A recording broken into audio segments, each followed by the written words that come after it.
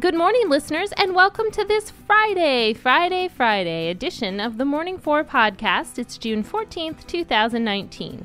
I'm your host, Katie Parsons, and I want you to have a great day today.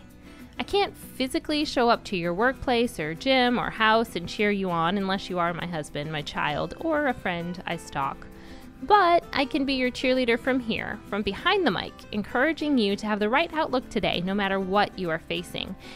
I am not an expert. I am not even all the time positive. I admit wholeheartedly that I am a work in progress, but I am trying. And researching, writing, recording, and sharing this podcast with you is one way I try to boost my own good vibes.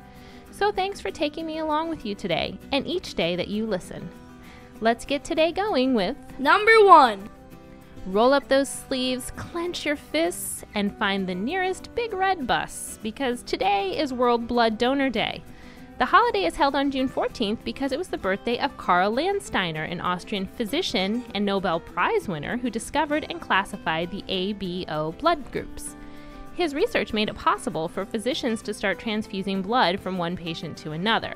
Now, before blood transfusions were a common medical practice, people could literally bleed to death. Giving blood is a free, quick, and easy way to provide something to your fellow humans that could be needed in a dire hour. I know that I personally do not donate blood nearly enough, so today is a good day for me to recommit to that cause. Will you join me? Visit oneblood.org to learn where you can donate, and that direct link is also in today's show notes. Number 2. Happy birthday to Harriet Beecher Stowe, who lived from this date in 1811 to July 1st, 1896.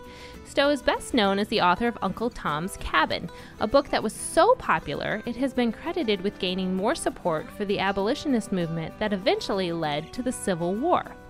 Stowe wrote 30 books in all, including novels, travel memoirs, and collections of articles and letters.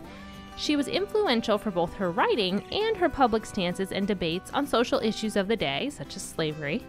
She wasn't afraid to speak her mind and share her ideas with the world. And today, we send a posthumous thank you and happy birthday. Number 3. Today's feel-good news advice is sourced from positivenews.com. We've talked a few times on the podcast about volunteering and about how it benefits our mental, physical, and spiritual health. If you are looking to volunteer in some capacity but are overwhelmed by all the options or feeling nervous about getting in over your head, here are some tips to feel comfortable with raising your hand for something new. The first is to pick something that truly interests you. If you want to interact with people directly, don't take a job stocking food pantry shelves in a warehouse somewhere. If you don't particularly want to chat with people during your volunteer slot, reshelve books at your local library or find an animal cause that can use your attention. Or that warehouse job I just mentioned at the food pantry, go there. If you love performing or visual arts, seek out those opportunities. If you like kids or people your own age or people older than you, find those opportunities. Another tip is to start small and be realistic about the time commitment. And boy, I need to follow that one. Start with just like an hour per month or just attending one event at a time as a volunteer, and then build on from there when you feel comfortable. You know, volunteering can be fulfilling, but understand your own terms and availability going into it. Every minute you give to something bigger than yourself is a minute that has gone to good. Number 4. As we prep for the weekend ahead, let's remember that there is so much more to us than just us. Here's today's affirmation. Repeat after me. The world is bigger than my single circumstances.